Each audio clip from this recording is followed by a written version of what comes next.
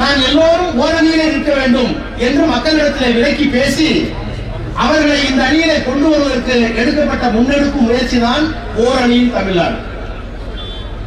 இந்த ஓரணியின் தமிழ்நாட்டுக்கு பின்னாலே நாம் வைக்கின்ற கோரிக்கைகள் என்ன?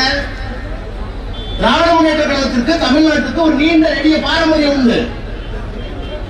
இந்த இந்திய துணைக்கண்டத்தில் 2 பண்பாடுகள் உண்டு. இதை எல்லா வரலாற்று ஆராய்ச்சியாளர்களும் ஒப்புக்கொள்கிறார்கள். ஒரு பண்பாடு, ஒரு நாகரிகம் திராவிட நாகரிகம். இன்னொரு நாகரிகம், இன்னொரு பண்பாடு ஆரிய நாகரிகம். இந்த திராவிட நாகரிகம் என்று சொல்கிற போது கன்னடமும் கணிதெலுங்கும் தமிழ் மலையாளமும் தாயே தமிழே உதிரத்தே உதித்திருந்தே ஒன்று பல ஆயிடும். தமிழ்ல இருந்து போனதுதான் மலையாளம், தமிழ்ல இருந்து போனதுதான் கன்னடம், தமிழ்ல இருந்து போனதுதான் துளு, தமிழ்ல இருந்து போனதுதான் தெலுங்கு. இத்தனையும் ஒன்றாக இருந்த ஒரு திராவிட குடும்பம் இங்க இருந்தது. இது இந்தியாவிலே ஒரு இனம். இதற்கு தமிழ் மூலமொழி, இன்றைக்கு கிளைமொழிகள் எல்லாம் கிடைத்திருக்கிறது, தெலுங்காக மலையாளமாக. இவர்களுக்கு ஒரு பண்பாடு இருக்கிறது. வடபுலத்திலே ஒரு பண்பாடு இருக்கிறது, ஆரிய பண்பாடு. அந்த பண்பாட்டுக்கு அடிநாதம் சமஸ்கிருதம். அந்த சமஸ்கிருத மொழி வேறு ஒரு பண்பாட்டை உடைய மொழி. உடையால் வேறுபட்டவர்கள், உணவால் வேறுபட்டவர்கள், கொள்கையால் வேறுபட்டவர்கள், கொண்டிருக்கிற கருத்தால் வேறுபட்டவர்கள், சாப்பிடுகிற உணவால் வேறுபட்டவர்கள். இப்படி வெவ்வேறு கலாச்சாரங்களை கொண்ட 2 பண்பாடுகளை கொண்ட நாடுதான் இந்தியா துணைக்கண்டம், இந்தியா என்று எல்லா அறிஞர்களும் ஒப்புக்கொண்டிருக்கிறார்கள். இந்த வேற்றுமையின் ஒற்றுமை காண்பதைத்தான் இந்தியா என்று ஒப்புக்கொள்கிறோம். நீங்க கட்டிருக்கிற சேலை, நான் கட்டிருக்கிற வேஷ்டி ஆந்திராவில் தான் இல்ல. நாம சாப்பிட சாப்பாடு இட்லி தோசை டெல்லிக்கு போனா கிடையாது. காஷ்மீர்ல சாப்பிட சாப்பாடு இங்க கிடையாது. அவர்கள் திருமணத்தை வேறு விதமாக நடத்துவார்கள், நம்ம வேற மாதிரி நடத்துவோம். பேசுகின்ற மொழி வேற, உணவு வேற, உடை வேற, கலாச்சாரம் வேற, பண்பாடு வேற, எல்லாம் வேற. என்றாலும் இந்தியாவுடைய அரசியல் சட்டத்தால் நாம் ஒன்றுபட்டு இணைகிறோம்.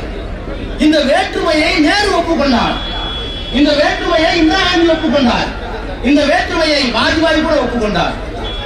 ஆனால் இன்றைக்கு இருக்கிற மோடி அரசாங்கம் என்ன செய்கிறது என்றால், உங்களுடைய அடையாளம் என்று ஒன்று இல்லை, இந்த அடையாளத்தை நீங்கள் போற்றக்கூடாது என்று சொல்லுகிறார்களே, அதற்கு பிறகு ஒற்றுமை எப்படி வரும் என்பதற்காகத்தான் இந்த கூட்டம். ஏன் ஓரணியில் தமிழ்நாடு?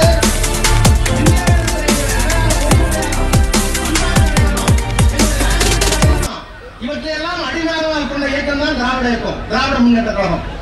தாய்மொழிக்காக எத்தனை போராட்டங்களை நடத்திருக்கிறோம். இந்திய எதிர்ப்பு போராட்டத்தில் எத்தனை பேர் செத்திருக்கிறார்கள். இந்திய எதிர்ப்பு போராட்ட கூட்டத்தை நடத்துகிறோம். ஒவ்வொரு நாளும் வீரவணக்க கூட்டம்.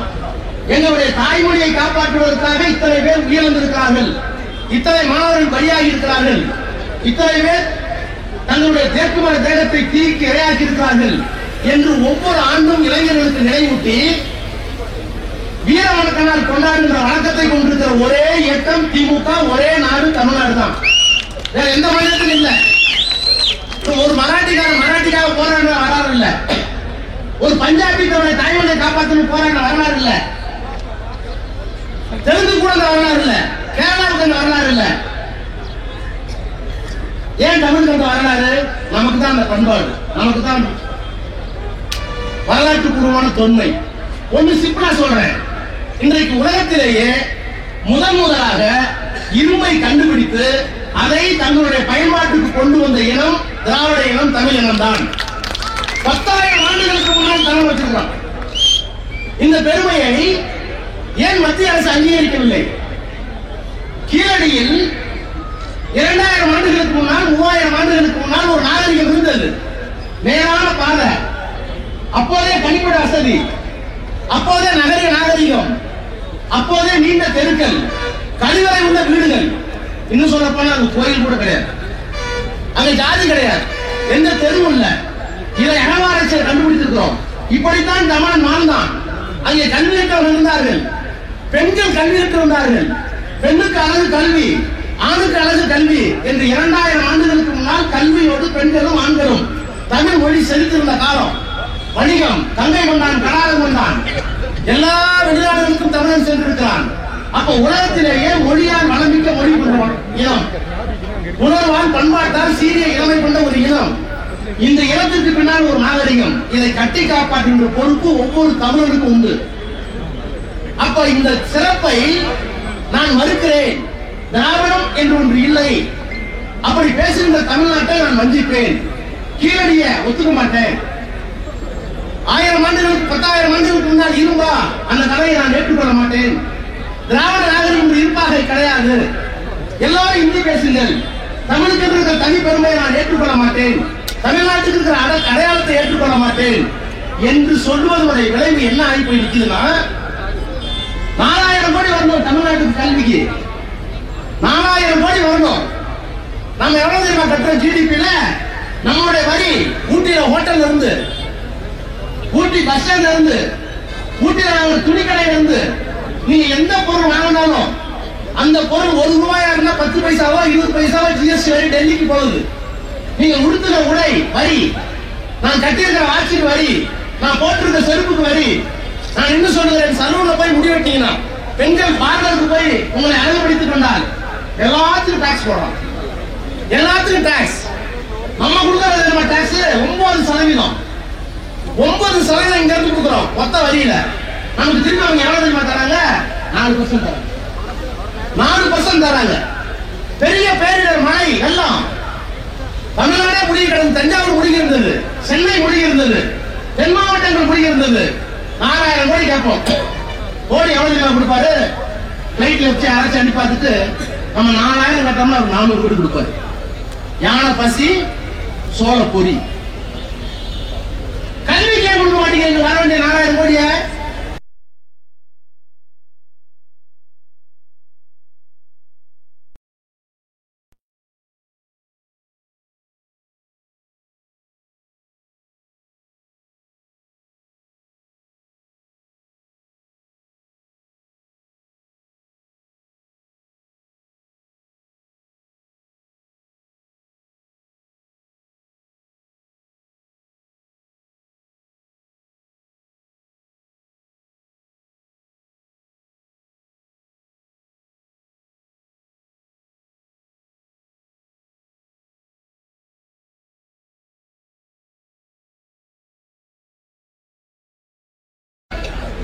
அசாமத்தான் வந்தோம்.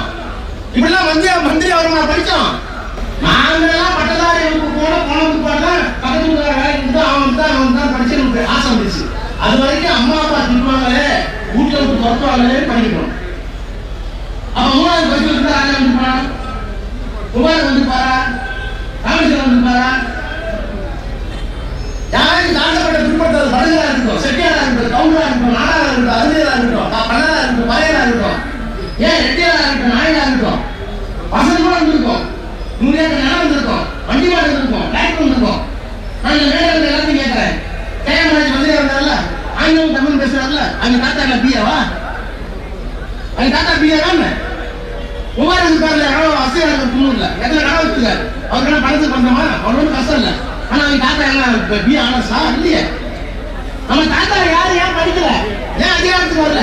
ஒரு தாசில்தாரா வர முடியல.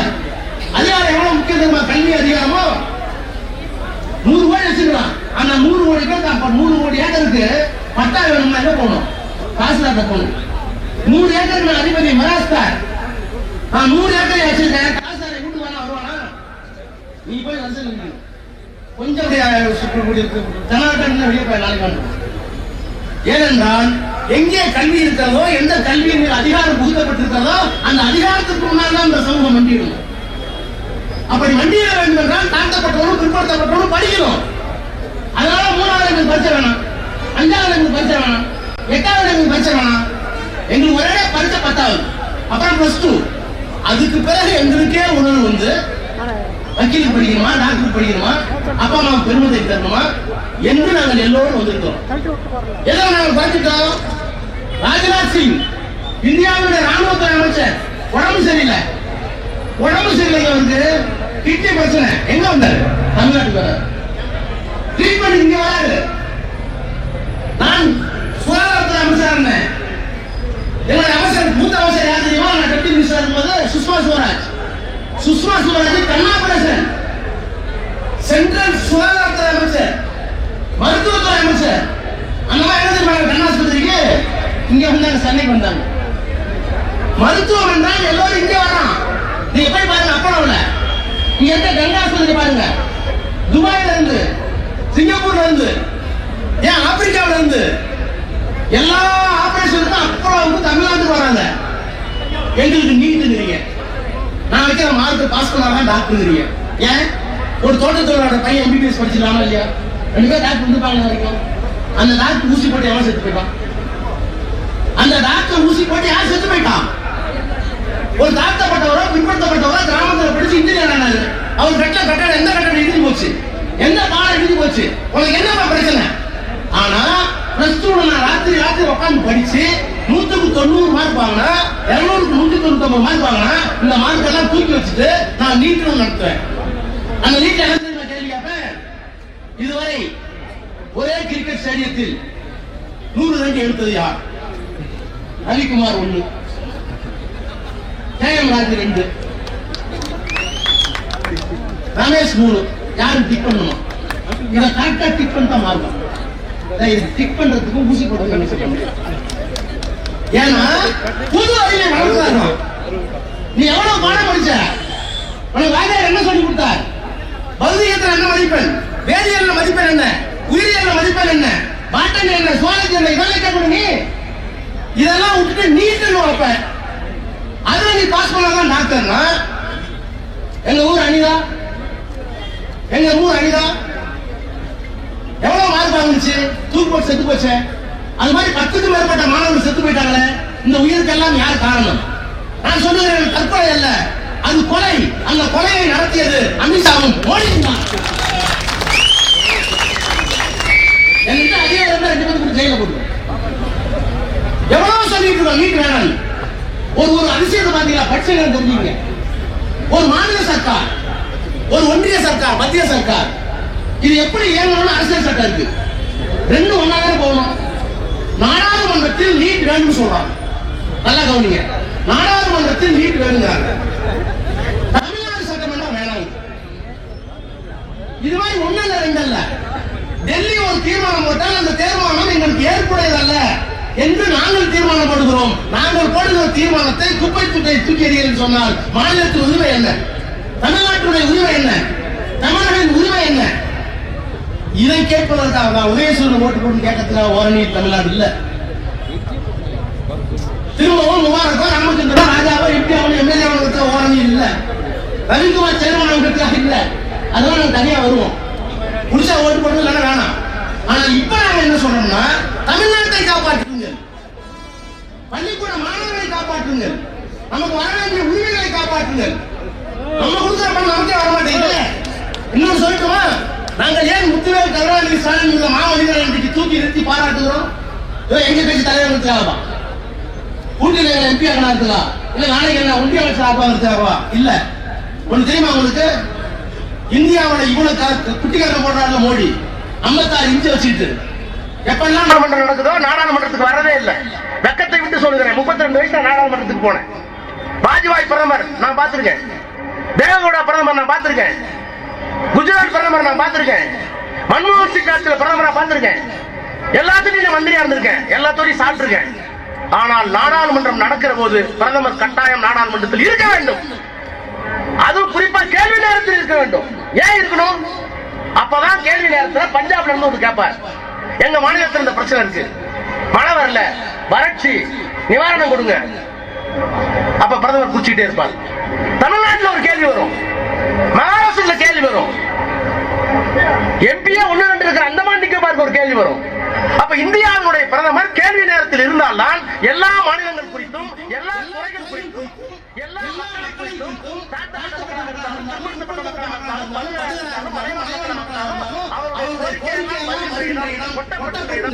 நாடாளுமன்றத்தில் கேள்வி நேரம். அந்த கேள்வி நேரத்தில் எந்த பிரதமரும் ஆஜராக இல்லை.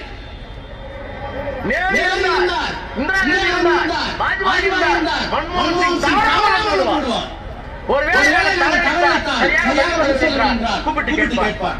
இன்னும் நான் மருத்துவத்துறை அமைச்சர்,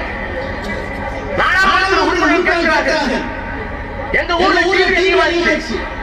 எங்க ஊர்ல மருந்து இல்ல, ஒரே சட்டம். நாடாளுமன்ற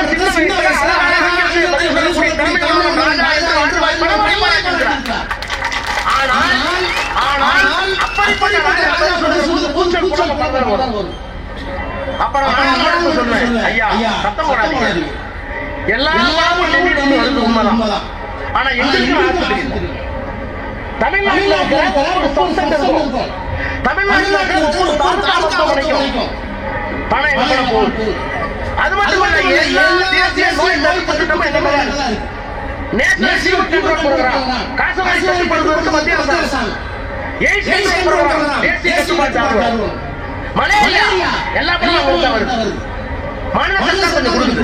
ஆனால் எங்களுக்கு நேரடியாக அந்த துறையில் மருத்துவமனை இல்லை. எங்களால் நேரம் செய்ய முடியாது. உங்களுக்கு பணம் வேணும்னா உங்க முதலமைச்சர் சொல்லி எங்களுக்கு திட்டத்தை அனுப்புங்க. எவ்வளவு பணம் கேட்க சொல்லுங்க, நானும் அனுப்ப முடியாது.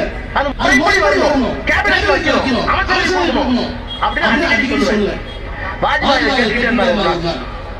திடீர்னு கேள்வி நேரம் ஒரு சீட்டு நான் புத்தகத்தை எழுதினேன், 2G புத்தகத்தை. Dear Raja, please come and meet my chamber. நாடாளுமன்ற chamber.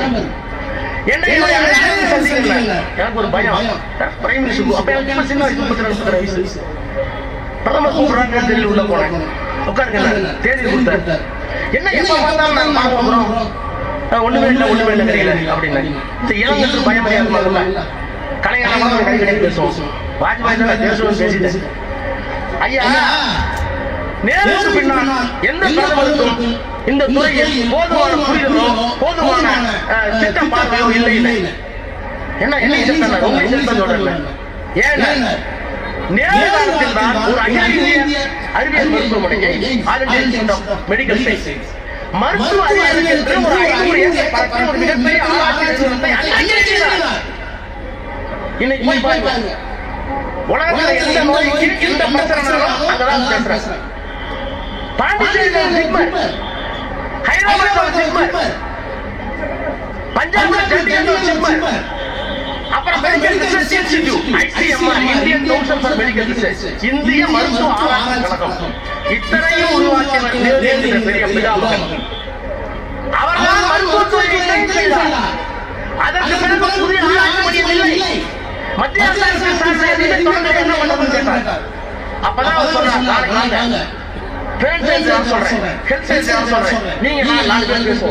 அப்படி பேசி முடிவெடுக்கப்பட்டதுதான் வாஜ்பாய் காலத்தில் 10 அகில இந்திய மருத்துவக் கழகங்களை உருவாக்கி தந்தது.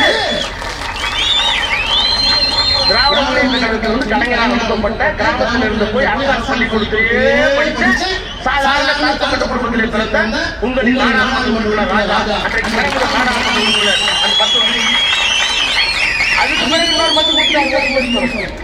பத்து கொடுத்துட்டார். ஆனால் சட்டத்தை தெரிவித்தவர்கள் தான். நான்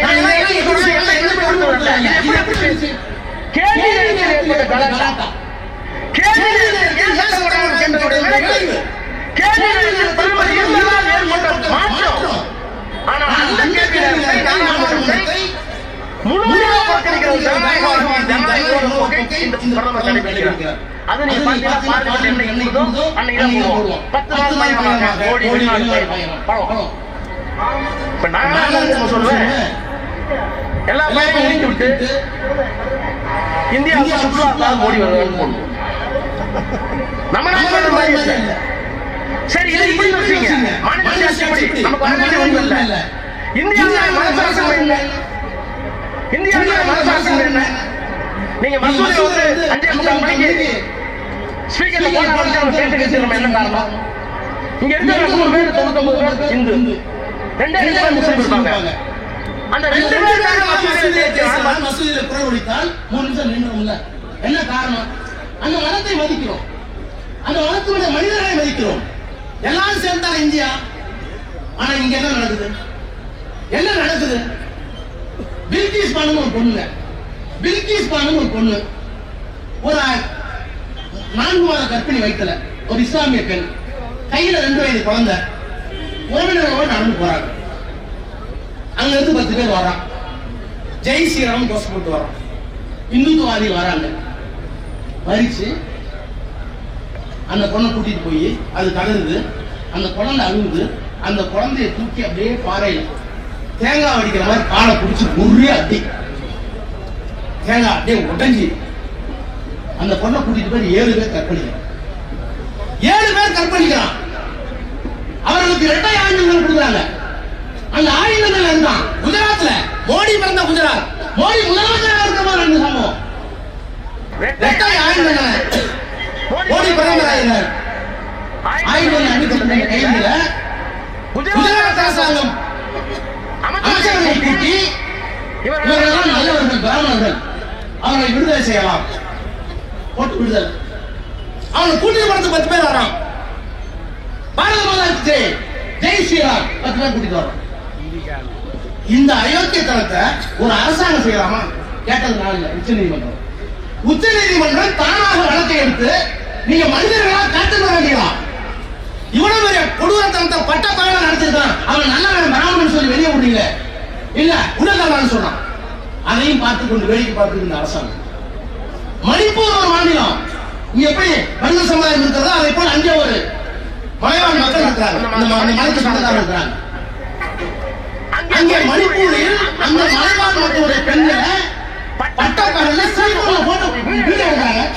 செல்போன்ல வீடியோ எடுத்து போய் 10 பேர் அரசியல் போய் கற்பழிக்கிறான். போலீஸ் பார்த்துட்டு இருக்கு. அதுக்கு பிறகு அந்த பொண்ணை கொலையும் பண்றாங்க. இது எல்லாம் வீடியோல பதிவாகுது. மணிப்பூரே 10 எரியுது. முதலமைச்சர் காணல. ஒரு மாசம் முதலமைச்சர் வெளியே வரல, கவர்னர் வெளியே வரல. நாடாளுமன்றத்தில் சத்தம் கொந்தளிக்க வேணாம் கேள்வி கேட்கிறோம். அமித்ஷா போலயோ மணிப்பூர் உங்க நாடு தானே ஐயா? அமித்ஷா அவர்களே, மோடி அவர்களே, மணிப்பூர் உங்க மாநிலம் தானே? தமிழ்நாடு மாதிரி கேரளா மாதிரி அதுவும் மாநிலம் தானே? இந்த அயோக்கியத்தனத்தை நடத்திருக்கீங்களே, போய் பார்க்க கூடாது போகணும். ஏறத்தாழ ஓராண்டு காலம் போல இப்பதான் போற. அந்த கவர்னர் முதலமைச்சர் என்ன சொல்றாரு? இதெல்லாம் இங்க சகஜம், ஏதோ வீடியோ பிடிச்சிட்டாங்க. எது? ஒரு மலைவாழ் பெண்மணியை 10 பேர் அழைச்சிட்டு போய் வீடியோ எடுத்துட்டு போலீஸுடைய பாதுகாப்போடு கற்பழித்து கொலை பண்ணுவீங்க, சாதாரணம் என்று சொன்னால் இது நாடா? இந்த நாட்டை ஆளுவதற்கு மோடிக்கும் அமித்ஷாவுக்கு என்ன கருத்து இருக்கு? கேட்க மாட்டோமா? அப்படிப்பட்ட ஒரு நாடு தமிழ்நாட்டுக்கு வந்துவிட்டால் என்ன செய்யுது? அதுதான் ஓரணி தமிழ்நாடு. அதுதான் ஓரணி தமிழ்நாடு. மாநில சுயாட்சி இல்ல, மதசார்பு இல்ல, எங்களுக்கு வர வேண்டிய எந்த திட்டமும் வரல. ஒரு திட்டமுமே இல்லாம கிறிஸ்தவர் நம்புவார்கள், அப்பந்தான் முஸ்லிம்கள் நம்புவார்கள், இந்துக்கள் நம்புவார்கள். எல்லா மதத்தையும் நாங்கள் மதிக்கிறோம். ஆனா நாங்களே நம்பாத ஒண்ணு என்ன தெரியுமா? எந்த பணமும் வர மாட்டேங்குது டெல்லியில இருந்து. இப்படி ஒரு டெல்லியில இருந்து வராம ஒரு முதலமைச்சர் முடங்கி போய் மக்கள் கட்ட பேரு எங்க முற்றுகை ஓடி இருக்காங்க. எந்த துறைக்கு பண்ணுவாங்க? பெரிய பேரிட தென்னமரங்காடு, நல்லக்காடு, வாழைக்காடு, கருமக்காடு, ஊரே முடி கிடக்குது, பாலங்க, வீடுல எல்லாம் கிடக்குது. டெல்டா ஃபுல்லா போச்சு. 4000 கோடி 400 கோடி. நீட்டு பள்ளிக்கூடத்துக்கு நிதி கிடையாது. ஆனா என்ன தெரியுமா அதிசயம்? இவ்வளவு தூரம் மோடிக்கு அப்படியே வர்றாரு, நடுறாரு, எல்லாம் பண்றாரு அப்படின்னு சொல்ற மோடி அரசாங்கத்துடைய வளர்ச்சி எவ்வளவு தெரியுமா? 8.5. 8.5. ஆனால் மோடியிடமிருந்து எந்த பணத்தையும் பெற்றுக் கொள்ளாமல் தமிழ்நாட்டுடைய வளர்ச்சி 11.5. இதுவரை எந்த முதலமைச்சர் செய்யவில்லை. இதுவரை எந்த முதலமைச்சர் செய்யல. ஒருவேளை மோடி கொடுக்க வேண்டிய பணத்தை எங்களுக்கு கொடுத்திருந்தால் நீங்க 8, நாங்க 16 ஆயிருப்போம். நாங்க 16 ஆயிருப்போம். கேட்டா என்ன சொல்றாங்க? திமுக பிரிவினைவாதி, ராஜா பிரிவினைவாதி. நாங்களா பிரிக்கிறோம்? நாங்களா பிரிக்கிறோம்? எங்களை பிரிச்சு நீ முடுற. நாங்க ஏன் இந்தியாங்கிறோம்? மணிப்பூர் ஏன் அப்படி பண்ற? இந்தியா தானேங்கிறோம். ஏன் தமிழ்நாட்டு இப்படி வந்திருக்க? இந்தியா தானேங்கிறோம். காஷ்மீர் ஏன் அப்படி பண்ற? இந்தியா தானேங்கிறோம். இன்றைக்கு ஏன் வடமாநிலத்தில் இருக்கிறவங்க வந்து கூப்பிடுறாங்க? உங்களுக்கு தெரியுமா? நாடாளுமன்றத்தில் நாங்கள் அமித்ஷாவையோ மோடியையோ எதிர்த்து அரசாங்கத்திற்கு பேசினால் நாடாளுமன்றத்தில் சத்தம் போடுவோம். மோடிக்கு பாரத மாதா ஜீம்பாங்க.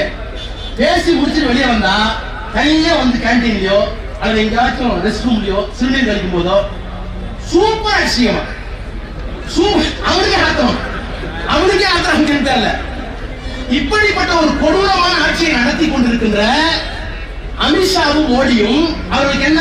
தமிழ்நாடு பிரிஞ்சு எனக்கு தமிழ்நாட்டுக்கு நான் கால் விடுவோம். அப்படி கால் விடணும்னா நேரம் வர முடியாது, நேரடியாக வர முடியாது. எங்களுக்கு நல்ல அடிமைகள் தேவை. எங்களுக்கு முன்னால் கைவிட்டு வாய்ப்பு இருக்கிற அடிமைகள் தேவை. அந்த அடிமைகள் மூலமா தான் உள்ள போக முடியும். அப்ப அந்த அடிமைகள் யார்? அடிமையான அடிமைகள், நமக்கு வாய்ந்த அடிமையான அடிமைகள். எடப்பாடியும் அவருடைய கூட்டமும். அவர்களுக்கு என்ன அக்கறை? அவர்களுக்கு வந்து இந்த பண்பாட்டு மேல என்ன அக்கறை? எந்த அக்கறையும் கிடையாது. ஆக மண்ணை காப்பாற்ற, மக்களை காப்பாற்ற, இந்த மொழியை காப்பாற்ற இன்றைக்கு தமிழ்நாட்டில் இருக்கின்ற திராவிட இயக்கம் என்று சொல்லிக் கொண்டிருக்கின்ற அதிமுக முழு சிவப்பு கமலம் மறைத்து மோடியை வரவேற்கிறது என்றால் இந்தி வரப்போகிறது என்று பொருள். நம்மை சுரண்டுவதற்கு அனுமதிக்க போகிறார்கள் என்று பொருள். நம்முடைய பண்பாடு கீழடி பண்பாடு. கீழடியை மாத்திரம் மத்திய அரசாங்கம் ஏற்றுக்கொண்டு விட்டால் உலக நாகரிகத்தின் முதல் நாகரிகம் தமிழ் நாகரிகம் என்று ஆகிவிடும் என்கிற அச்சம் அவர்களுக்கு. இந்திய இருமை நாங்கள் தான் பயன்படுத்தோம் என்று சொல்லிவிட்டால், ஒன்றிய அரசு அங்கீகரித்துவிட்டால் உலக நாடுகளுக்கு முன்னால் இருமை முதன்மையாக பயன்படுத்தியது தமிழ் இனம் என்று வரலாறு சொல்லிவிடும். அந்த வரலாற்று பெருமை நமக்கு வந்துவிடக்கூடாது, நம்முடைய மொழிக்கு வந்துவிடக்கூடாது. அதனால உங்களுக்கு 3000 ஆண்டுகளுக்கு முன்னால் இப்படி ஒரு மொழி இருக்குமா? இன்னைக்கு ஏன் படிக்கல? நான் சொன்ன இத்தனை பேர் எங்க தாத்தால ஏன் படிக்கல? இங்க இருக்கிற பெண்கள்லாம் யாரும் படிக்கல, என்ன காரணம்? இங்கே படிக்கல, டிஎம் படிக்க முடியல, என்ன காரணம்? ஆனா என்ன தெரியுமா, 2000 ஆண்டுகளுக்கு முன்னால் என்ன சொல்லி தெரியுமா? எல்லாமே நான் சொல்லியிருக்கேன். 2000 ஆண்டுகளுக்கு முன்னால் நம்ம இலக்கியம் என்ன சொல்லியிருக்கு? குஞ்சை அழகும் கொடுந்தானை போட்டழகும் மஞ்சள் அழகும் அழகல்ல, எஞ்சச்சு நல்லவன் ஞானம் என்பதற்கு கல்வி அழகே அழகு. ஒரு பெண்ணுக்கு எத்தனை அழகு? நீண்ட முடி இருந்த அழகா? முகம் மஞ்சளா இருந்த அழகா? திரண்ட மார்பு இருந்த அழகா? ஒல்லிய சிறுத்த இடம் இருந்த அழகா? இல்லையா? அந்த பொண்ணு படிச்சிருந்த அழகு அழகு. எங்க அழகு? 2000 ஆண்டுகளுக்கு முன்னாடி அக்கால படிச்சிருக்கா? இடையவன் ஆடி இருக்கு. சரி, ஆணுக்கு எது அழகு? இடைவனுக்கும் இடி மனப்பும் நடைவனுக்கும் நாடி மனப்பும் புடைசூர் கழுத்தின் மனப்பும் மனப்பல்ல, என்னோடு எழுத்து மனப்பை வனப்பு. ஒரு ஆணுக்கு எதிராக மனப்பு சிங்க மாதிரி காட்டுறாங்க, தோல் பெருசா இருக்குன்னா, வலிமையான கார்பன் காட்டுறாங்க, சிங்க மாதிரி இல்ல. இதெல்லாம் சும்மாடா, நீ படிச்சிருந்தாலும் அழகு, இல்லன்னா அழகு. 2000 ஆண்டுகளுக்கு முன்னாடி இவ்வளவு பேர் படிச்சிருந்தாங்களே, இத்தனை கவிஞர்கள் இருந்தாங்களே, அவ்வளவு ஆழமா இருக்கு, தொல்காப்பியம் இருக்கு. இன்னைக்கு சொல்ற அறிவியல் அதுல இருக்கு. என்னென்ன அறிவியல் இருக்கு? இந்த உலகத்துல எத்தனை பேர் இறந்தாங்க? எல்லாத்தையும் பரிசோதனை வரைக்கும் போகும்போது நம்ம கட்டிலும் 50 kilo 100 kilo 5 kilo 10 kilo 10 kilo நம்ம தாத்தாவும் பரிசோதனை. அந்த புதைச்சதுனால அந்த பூமி மேலாயிடுச்சா? ஊட்டியில புதுசு புதுசா கட்டணம் வந்துச்சு இல்ல? வெள்ளக்காரன் வந்து இந்த 200 வருஷம் அவ்வளவு கட்டணம் வந்துச்சு, ஏன்னா மாறி போச்சா? இந்த உலகத்துல இத்தனை கட்டணம் வந்துச்சு, இத்தனை புதிய குழந்தைகள் வந்து விட்டார்கள், இத்தனை பிணம் போய்விட்டது, இத்தனை மரங்கள் புதிதாக வந்துவிட்டது, இந்த மைக் இங்க இருந்து வந்துருச்சு, போட்டு ஸ்கேன் இங்க இருந்து வந்துருச்சு. இதெல்லாம் எடையை கூப்பிட்டுச்சா? இந்த பிரபஞ்சத்தினுடைய எடை மாறாது. இந்த பிரபஞ்சத்தினுடைய எடை, இந்த பூமியினுடைய எடை மாறாது அப்படின்னு 100 வருஷத்துக்கு முன்னாடி ஒருத்தன் இதை சொல்லி நோபல் பரிசு வாங்கி போட்டா சார் நியூட்டன். இந்த பிரபஞ்சத்தின் எடை மாறாது என்று சொல்லி அறிவியல் உலகத்தில் நோபல் பரிசு வாங்கிட்டான். ஆனால் 3000 ஆண்டுகளுக்கு தொல்காப்பியம் சொல்கிறது, நிலம் தீ நீர் வலி விசிப்பு ஐந்தோடு கலந்த மயக்கம் எடை மாறாது.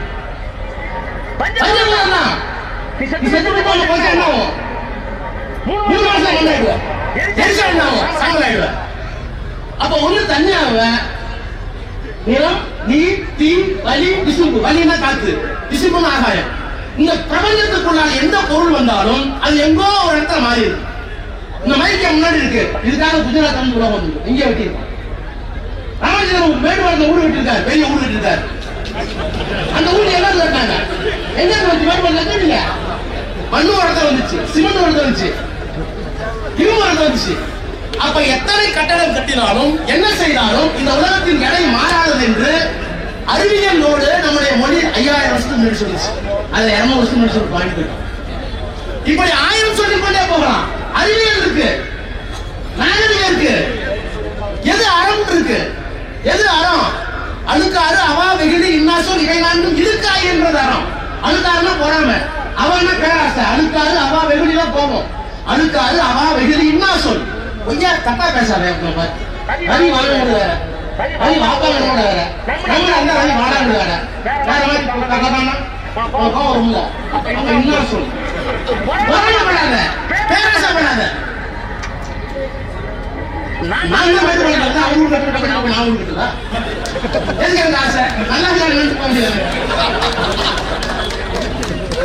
அப்ப அதுக்காக அவா வெகுடி நான் சொல் இவை நான்கும் இழுக்கா என்றதே இந்த நாளை விட்டுட்டு அதான் ஆகும், அதான் வாய்மை. இது ரெண்டாவது சொல்லுங்க சார் வள்ளுவன். இப்ப எங்க பரவாயில்ல, பொய் பேசாத, தப்பா பேசாத, எங்க சமூகத்தில். அப்ப 3000 ஆண்டுகளுக்கு முன்னால் எங்கள் மொழியில் அறிவியல் இருந்தது, அறம் இருந்தது, கல்வி இருந்தது, ஆண்களும் பெண்களும் படித்தார்கள். இப்படி ஒரு சமுதாயத்துக்கு பின்னால் இந்த அடையாளத்தை எல்லாம் அழித்துவிட்டு ஒரே மொழி, ஒரே நாடு, ஒரே பண்பாடு, ஒரே உணவு, எல்லாத்தையும் ஒரே போய் இருக்கணும். எப்படி? ஒரு ஓவியத்தை கற்பனை பண்ணுங்க, ஒரு ஓவியத்தை கற்பனை பண்ணுங்க. தேயிலை தோட்டத்தில் அழகான தேயிலை தோட்டம், 4 பேர் இடம் வச்சுட்டு இருக்காங்க.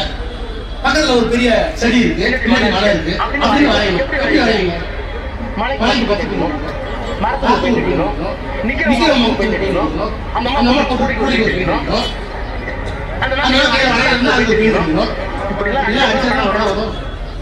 நான் ஒரே கலர் தான் அடிப்பேன். அடிச்சுப்பாரு, அடிச்சுப்பாரு, ஒரே கலர் அடிப்பேன். ஏங்க இந்தியாமா குருடன் அர்த்தம், குருடன் அர்த்தம். அப்போ இந்த முத்துவேல் கருணாநிதி ஸ்டாலின் மாமனிதர் சராசரி அரசியல்வாதி அல்ல. சராசரி அரசியல்வாதினா அடுத்த தேர்தல் சிந்திப்பான். சராசரி அரசியல்வாதினா ராஜா அடுத்த எம்பி ஆனா போது நினைப்பான். ஆனால் எங்களுடைய எங்களுடைய தலைவர் நாங்க செத்து போயிடுவோம். இன்னொரு 40 வருஷம் நாங்க இருக்க மாட்டோம். இன்னொரு 30 வருஷம், 50 வருஷம் பலவே இருக்க மாட்டோம். இன்னும் 100 வருஷம் சத்தியமா யாரும் இருக்க மாட்டோம். 100 வருஷத்துக்கு பின்னால இங்க இருந்து ராஜ்யத்துக்கு வரலாம். ஆனால் 100 ஆண்டுகளுக்கு பின்னால் ஊட்டி இருக்கும், 100 ஆண்டுகளுக்கு பின்னால் நீலகிரி இருக்கும், 100 ஆண்டுகளுக்கு பின்னால் பேர பேர பேர பேர இருப்பான். அப்போ இந்த தலைவரை சிந்தித்தால் நான் சராசரி தலைவன். அடுத்த 5 ஆண்டுகளுக்கு தெரிந்தா கொஞ்சம் கொஞ்சம் கொஞ்சம் கொஞ்சம் நல்ல தலைவன். ஆனால் 10 தலைவரை தாண்டி இந்த சமூகம் நிற்க வேண்டும், இந்த ஒளி வாழ வேண்டும் என்கின்ற அடுத்த தலைவரை சிந்திக்கிற ஒரே ஒரு தலைவன்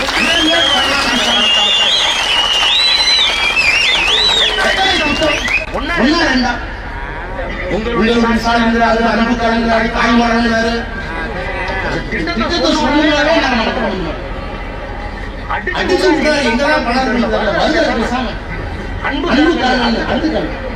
அப்பா அம்மா 2 பேரும் வந்து ஒரு குழந்தை கழித்தார். அதனுடைய எதிர்காலத்தை பார்க்க சுனாமி பெட்ரோல் எவ்வளவு இருந்தால் 2000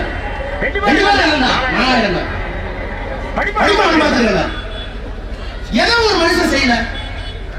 அமெரிக்காவுக்கு போகிறார், வெளிநாடுகளுக்கு போகிறார், பல ஆயிரம் கோடி பல லட்சம் கோடி முதலீடுகளை கொண்டு வருகிறார். அடுத்த நாள் போய் நரிக்கல் வீட்டை சாப்பிடுறார். அடுத்த நாள் டிரைவர் வீட்டை போய் மலைவாழ் மக்கள் போய் கேட்கிறார். எல்லா மக்களையும் பார்க்கிறார். அடுத்தவர்களுக்கு என்ன வேணும், நாடாளுக்கு என்ன வேணும், முதலாளிகளுக்கு வேணும், எல்லா சமூகத்தையும் பிரித்து பிரித்து பார்த்து ஒரு மனிதர் இத்தனை பணிகளை ஆற்றிக் கொண்டிருக்கிறார். ஆனால் அவருடைய பணிக்கு முட்டுக்கட்டை கொடுக்கிற அரசாங்கமாக ஒன்றிய அரசாங்கம் இருக்கிறது என்றால், நம்முடைய மொழிக்கு எதிராக இருக்கிறது என்றால், நம்முடைய பண்பாட்டுக்கு எதிராக இருக்கிறால், நம்முடைய வளர்ச்சிக்கு எதிராக இருக்கிறது என்றால், நம்முடைய மாநில உரிமைக்கு எதிராக இருக்கிறது என்றால், அப்புறம் நாங்க ஏன் இந்தியாவோட தேர்வு இல்லை அப்படின்னு நான் கேட்கிற மாதிரி அவர் கேட்க மாட்டார். அவர் என்ன கேட்பாருன்னா, இல்லை நாங்க இந்தியாவில் தான் இருக்கணும். பெரியார் தனிநாடு கேட்டார், எங்களுக்கு தனிச்சு முடியல. அண்ணா சொன்னார், இல்ல எங்களுக்கு உரிமை, நாங்க கேட்ட கேள்வியில நியாயம், எங்களுடைய குரலுக்கு பின்னால் நியாயம் இருக்கிறது. நாங்கள் பிரிவினை கோரினோம், அதற்கான நியாயங்கள் அப்படியே இருக்கிறது. ஆனால் இந்தியாவுடைய ஒற்றுமையை காப்பாற்ற விரும்புகிறோம். சீனாக்காரன் படையெடுத்து வந்திருக்கான். சீனாக்காரன் படையெடுத்து வந்தப்பதான் தனித்தமிழ்நாடு கோரிக்கையை அண்ணா விட்டார். என்ன சொன்னார், ஏங்க விட்டீங்கன்னு கேட்டாங்க. பெரியார் கேட்டாங்க, ஐயா சீனாக்காரன் படையெடுத்து வந்துதான் நீங்க தனிநாடு கேட்கிறீங்களேன்னு. அவர்தான் முறைச்சலா பேசுவார்ல. சீனாக்காரன் படையெடுத்து வந்து எனக்கு சூத்திர பட்டம் போகணும்னா, பஞ்சம பட்டம் போகணும்னா அந்த சீனாக்காரனை வரவேற்பேன். அண்ணா என்ன சொன்னார், வீடு இருந்தால்தான் ஓடு மாற்ற முடியும், வீடு இருந்தால்தான் ஓடு மாற்றணும். இந்தியாவில் ஒரு நாடு இருந்தாலும் நான் போராட முடியும். அதனால நான் இந்தியாவை எடுத்துக்கிறேன். பெரியார் வழி தனிநாடு, அண்ணா வழி அமைதியான வழி ஒரே நாடு. எங்களை குழப்பத்திருக்கிறார். நாங்கள் இந்தியாவோடு இருந்து வருகிறோம், இந்தியாவுடைய இறையாண்மை போட்டுகிறோம், இந்தியாவுடைய அரசியல் சட்டத்திற்கு வாழ விரும்புகிறோம். ஆனால் அரசியல் சட்டத்தில் சொல்லப்பட்டிருக்கின்ற we the people of India having solemnly resolved to constitute India in a sovereign, secular, socialistic, democratic republic சொல்கிறார்களே, இந்திய மக்களாகிய நாங்கள் இந்தியாவை ஒரு இறையாண்மை உள்ள நாடாக, ஒரு சமதர்ம நாடாக, ஒரு மதச்சார்பற்ற நாடாக, ஒரு குடியரசு நாடாக அமைத்திருக்கிறோம் என்று அரசியல் சட்டத்தின் முதல் வரியாதான். அந்த அடிப்படையில் நாங்கள் ஆள விரும்புகிறோம். ஆனா மதச்சார்பின்மைக்கு கேட்டு, எங்களுடைய சுயமரியாதைக்கு கேட்டு, எங்களுடைய மாநில உரிமைக்கு கேட்டு, சமதர்மத்துக்கு கேட்டு, நேரு என்னென்னலாம் கொண்டு வந்தாலும் எல்லா அரசியல் கட்சி தனியார் பயம். உங்களுக்கு தெரிஞ்ச சொல்ல ஏர் இந்தியா, ஏர் இந்தியா நேரு குடிங்கி தாழ்த்தப்பட்ட பிற்படுத்தப்பட்ட மக்களுக்கு போகணும்ல, வேலைக்கு போகணும்ல, ஏர் இந்தியா விமானத்தை கொடுங்க. தனியார் கையில் விமானத்தை நீங்க அரசியல் மாற்றினார் நேரு. திரும்ப 7 வருஷம் வச்சு அதே ஏர் இந்தியா திரும்ப டாடா கொடுத்தாரு. திரும்ப டாடா கொடுத்தாரு மோடி. நான் ஒன்று சொல்றேன், இது மாதிரி 15 நிறுவனங்களை மீண்டும் தனியார் பெருமை இந்த ஆட்சிக்கு தான் உண்டு. இப்படிப்பட்ட கொடூர முகங்களை தமிழ்நாட்டுக்கு வாங்க, உங்களுக்கு அடிமையாக சரி, உங்க காலங்களுக்கு கொடுக்குறோம், நீங்க கொடுக்குறோம், நீங்க கொடுக்குறோம் சாப்பிடுறோம், என்ன வேணாலும் பண்ணிக்கங்க. இங்க இருந்து மாறி மாறி போறாங்க.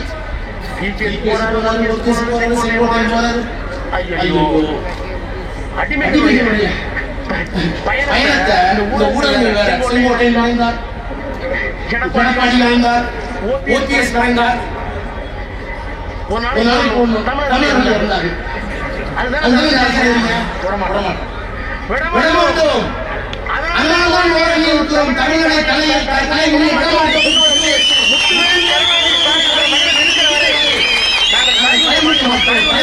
என்று சொல்லி நம்முடைய முதலமைச்சர் சொன்ன உரிமையை நான் வாசிக்கிறேன். நீங்கள் எல்லோரும் என்னோடு சேர்ந்து வாசிக்க வேண்டும் என்று உங்களை எல்லாம் கேட்டுக்கொள்கிறேன்.